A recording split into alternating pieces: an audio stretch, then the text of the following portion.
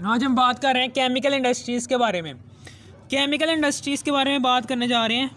Chemical industries क्या होती हैं, इसका इंट्रोडक्शन चैप्टर नंबर 16 है, आखिरी वाला चैप्टर है, 10th की केमिस्ट्री का आखिरी लास्ट चैप्टर है, उसका इंट्रोडक्शन है। इसमें बताया गया केमिकल इंडस्ट्री जो सी होती हैं, वो केमिकल इंडस्ट्रीज़ जो सी होती हैं, फैक्ट्री एरिया है, वो इसलिए इस्टेब्लिश किया जाता है ताकि सोसाइटी की नीड्स को फुलफ़िल किया जा सके, ताकि जो सी सोसाइटी के अंदर कपड़े इस्तेमाल हो रहे हैं, जूते इस्तेमाल का हो रहे हैं, सोसाइटी की नीड्स को फुलफ़िल करने के लिए हम इंडस्ट्रीज़ का यूज़ करते हैं। इंडस्ट्रीज़ में होने वाली जो सी प्रोडक्ट्स होती हैं, उन प्रोडक्ट्स में कपड़े बनते हैं, जूते बनते हैं, वो सारे के सारे क्या होते हैं, वो सोसाइटी के लिए बहुत ज़्यादा, वो सोसाइटी की नीड को पूरा करते हैं। मेटलर्जी क्या होती है इसमें क्या होता है, एक्सट्रैक्शन ऑफ मेटल्स, मेटल्स की एक्सट्रैक्शन, यानी कि मेटल्स की एक्सट्रैक्शन की जाती है in their pure form. Metals में, यानी कि मेरे कहने का मतलब ये है कि जब ज़मीन में से हम मिनरल्स को निकालते हैं, मिनरल्स यानी कि मादनियात निकालते हैं, तो उसमें सॉइल भी होती है, रेत, चूना पत्थर, ठीक है ना, और कई तरह के दूसरे रेत, चूना पत्थर और दूसरे ऑर्गेनिक कंपाउंड्स उस मेटल के साथ चिपके होते हैं।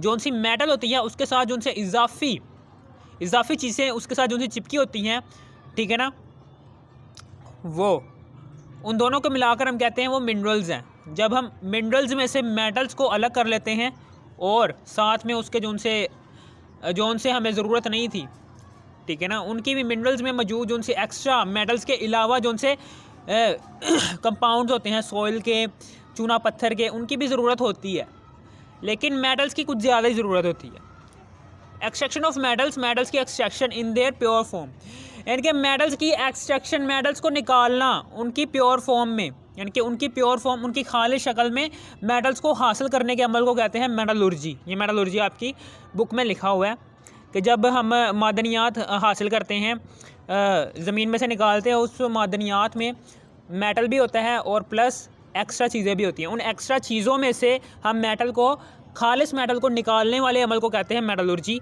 और जो सी मेटल्स होती हैं वो played are major role in progress of society, यानी कि सोसाइटी की तरक्की के लिए मेटल्स बहुत अहम किरदार अदा करती हैं। क्यों? आपको पता है, आयरन मेटल का पता है ना आपको, आयरन, लोहा, जो इंसान बसों बनाने के लिए इस्तेमाल करता है, हर चीज़ लोहे की ही बनी हुई है आपके इर्द गिर्द, ठीक है ना। 100% में से तकरीबन 85% चीज़ें आयरन मेटल की ही बनी हुई हैं। इसलिए मेटल्स बहुत अहम किरदार अदा करती हैं हमारी सोसाइटी के अंदर। धातें जो उनसे होती हैं, धातों में आते हैं औजार, मशीनें और दीगर अशिया बनाने में इस्तेमाल होती है। धातें जो उनसे होती हैं औजार, यानी कि तीर कमान हो गया, ये वो औजार, मशीनें और दीगर अशिया बनाने में इस्तेमाल होती है। जदीद दौर में पॉलीमर्स ने धातों की जगह ले लिया, फिर भी धातें जो उनसी होती हैं वो क्या होती हैं, वो उनको नज़रअंदाज, उनकी अहमियत को नज़रअंदाज नहीं किया जा सकता। ये आपकी बुक की वर्डिंग में आपको समझा रहा हूँ कि आज के दौर में जो उनसे पॉलीमर्स होते हैं, ठीक है ना, पॉलीमर्स जो उनसे होते हैं, उन्होंने धातों की जगह ले तो ली है, लेकिन हम धातों की अहमियत को नज़रअंदाज भी नहीं कर सकते, ठीक है ना। Baking soda, for example baking soda को देख लो, sodium bicarbonate, washing soda, sodium carbonate, ठीक है ना। इन दोनों का इस्तेमाल हम रोज़मर्रा ज़िंदगी में कर रहे हैं, सोडियम बाइकार्बोनेट और सोडियम कार्बोनेट का, ठीक है ना। सोडियम बाइकार्बोनेट जो सा होता है ये, और सोडियम कार्बोनेट जो सा होता है, ये दोनों क्या हैं, ये आम नमक है। ये क्या है, ये आम नमक है। इनकी तैयारी कैसे की जाती है वो आप इस चैप्टर में पढ़ेंगे, सोडियम बाइकार्बोनेट और सोडियम कार्बोनेट की तैयारी कैसे की जाती है। ये दोनों आम नमक हैं।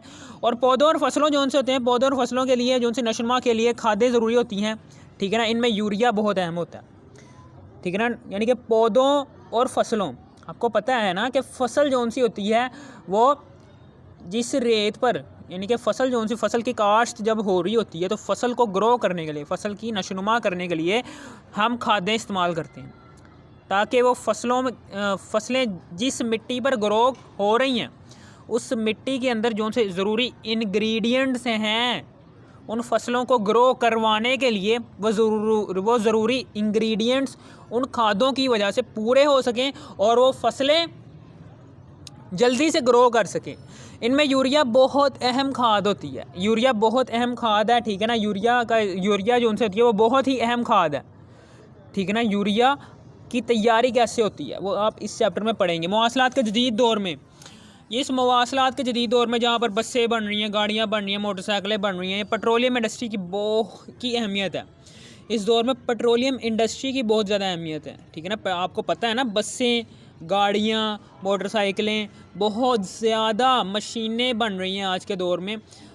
इस दौर में पेट्रोलियम इंडस्ट्री बहुत ही अहमियत की हामिल है। अगर पेट्रोलियम मसनूआत नहीं होंगी, मिसाल के तौर पर ईंधन नहीं होगा, पेट्रोल नहीं होगा, सॉल्वेंट्स नहीं होंगे, ठीक है ना। ये पेट्रोलियम मसनूआत जो सी होती हैं, पेट्रोलियम मसनूआत, ठीक है ना, पेट्रोलियम मसनूआत जो सी होती हैं, ये ईंधन बनाने में इस्तेमाल होती हैं। सॉल्वेंट के तौर पर लेबोरेटरी में एज अ सॉल्वेंट किसी ना किसी ऑर्गेनिक सब्सटेंस को अपने अंदर हल करवाने के लिए एज अ सॉल्वेंट पेट्रोलियम मसनूआत का इस्तेमाल किया जाता है। और चिकना करने वाली, यानी कि चिकना करने वाली ऐसी मसनूआत, ठीक है ना, ऐसी चीज़ें, ठीक है ना, या फिर ऐसे सॉल्वेंट्स जो चिकना कर देते हैं, जो किसी चीज़ को चिकना कर देते हैं, उसको मांजने के काबिल बना देते हैं। मिसाल के तौर बर्तन को चिकना करना पड़ता है, ठीक है ना। उसको मांजने के लिए बर्तन को पहले चिकना करना पड़ता है ना। उस ऐसा सॉल्वेंट जो किसी चीज़ को चिकना करता है, ठीक है, ऐसा सॉल्वेंट जो किसी चीज़ को चिकना करने के लिए इस्तेमाल किया जाता है, उस सॉल्वेंट की तैयारी में भी पेट्रोलियम मसनूआत का बड़ा अमल दखल होता है। मादों के तौर पर तैयार किए जाते हैं, ठीक है ना। पेट्रोलियम मसनूआत जो सी होती है वो ईंधन बनाने में इस्तेमाल हो रही है, सॉल्वेंट्स बनाने में इस्तेमाल हो रहे हैं, और चिकना करने वाली मादों में भी इस्तेमाल हो रहे हैं। पेट्रोकेमिकल आपने पढ़ा होगा कि प्लास्टिक डिटर्जेंट और रबड़ के अंदर जोन से केमिकल्स पाए जाते हैं, जोन से ऑर्गेनिक कंपाउंड्स होते हैं, वो पेट्रोकेमिकल्स होते हैं। यानी कि आप कह सकते हैं कि crude oil plus natural gas, इन दोनों से बने हुए जितने भी केमिकल्स होंगे वो सारे के सारे केमिकल्स पेट्रोकेमिकल्स की ब्रांच से ही ताल्लुक़ रखेंगे। प्लास्टिक और डिटर्जेंट और रबड़, ठीक है ना, इनमें पेट्रोकेमिकल का इस्तेमाल इनको बनाने के लिए, इनमें मौजूद जो से कंपाउंड्स हैं, इनमें मौजूद जो से केमिकल्स हैं, वो केमिकल्स क्रूड ऑयल और नेचुरल गैस से बने हुए हैं, इसलिए हम इसे पेट्रोकेमिकल वाली अशिया कहेंगे, ठीक है। समझ आ गया। अब हम आगे बात करते हैं।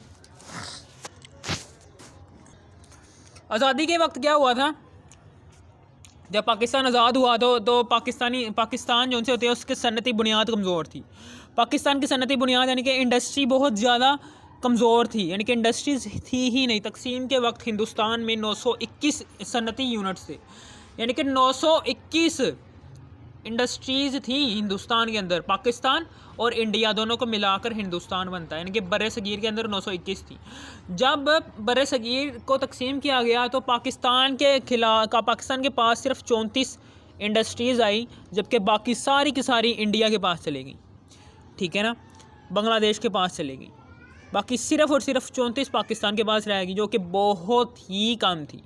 इतनी कम थी कि ये तो पूरा पाकिस्तान है, कितना बड़ा हमारा पाकिस्तान, उन सब पाकिस्तानियों की ज़रूरियात को मुकम्मल करने के लिए इतनी इंडस्ट्रीज़ बहुत ज़्यादा कम थी। तो आज़ादी के बाद क्या किया, हुकूमत ने पॉलिसियाँ बनाई और प्राइवेट सेक्टर बनाए ताकि सनती यूनिट्स की तरगीब दी। प्राइवेट सेक्टर बनाए जिनका काम क्या था कि सनती यूनिट्स को बनाना, सनती यूनिट्स को तरकीब देना, सनती यूनिट्स को बनाना। पॉलिसियाँ बनाई और प्राइवेट सेक्टर को सनती यूनिट्स बनाने की तरकीब दी, प्राइवेट सेक्टर्स, ठीक है ना। और कीमियाई सनत जो सी होती है, कीमियाई सनत, केमिकल इंडस्ट्रीज़ जो सी होती हैं, जो सी केमिकल प्रोड्यूस कर रही है, केमिकल इंडस्ट्रीज़, उनमें गोला बारूद बनाने के लिए वो वाले केमिकल इस्तेमाल हो रहे हैं, खाद बनाने में इस्तेमाल हो रहे हैं, रोज़मर्रा इस्तेमाल के दीगर मादों में इस्तेमाल होते हैं। गोला बारूद बनाने में इस्तेमाल होते हैं, खाद बनाने में इस्तेमाल होते हैं वो वाले केमिकल्स, और रोज़मर्रा इस्तेमाल होने वाली अशिया में भी इस्तेमाल होते हैं। और तरक्की के लिए, जब तरक्की हो जाती है, जब तरक्की के लिए कर्ज़ों और तकनीकी मालूमात की सहूलत के लिए कारपोरेशंस बनते हैं, ठीक है ना। यानी कि केमिकल इंडस्ट्रीज़ हैं, उनको तरक्की देने के लिए, यानी कि उनमें उनके जो से रॉ मटेरियल्स हैं, उनके रॉ मटेरियल्स में इजाफे के लिए, फिर उनके रॉ मटेरियल्स को बढ़ाने के लिए हम क्या करते हैं, हम कर्ज़े और तकनीकी मालूमात कर्ज़े लेते हैं किससे, कारपोरेशन से।